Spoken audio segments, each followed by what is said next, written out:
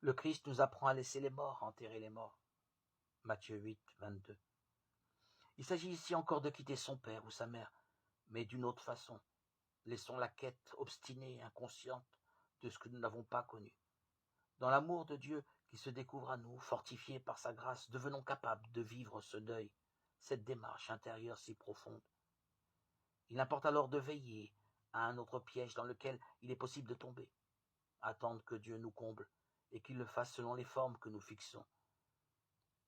Nous espérons parfois que Dieu va réellement remplacer le père ou la mère, et nous recherchons auprès de lui un ressenti spécial, fait de chaleur, de tendresse. Ce n'est pas ainsi que l'amour va guérir notre affectivité, notre sensibilité. Il va les fortifier dans leur juste fonction, dans la direction de la vie. Il va nous apprendre à nous tenir debout, vivants, au travers de nos manques. Le Christ dit « Demeurez en moi, comme je demeure en vous » Jean 15, 4.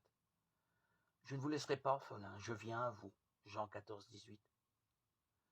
Cela ne veut pas dire que certains n'auront pas à vivre une certaine solitude humaine, mais ils seront capables de la situer, de l'assumer, et de lui permettre de donner sa pleine fécondité.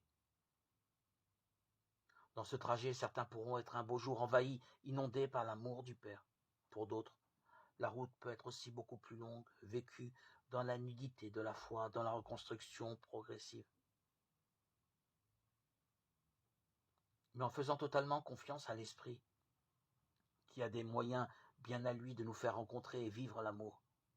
En confiant ce but à plus sage. Il sera donné à chaque pas du chemin le pain, le vin, l'eau qui nous seront nécessaires. Car Dieu pourvoit. Genèse 22, 14. Cependant, le désir ne sera jamais entièrement comblé, ce qui est, en fait, un appel de Dieu vers plus de vie, plus de vérité.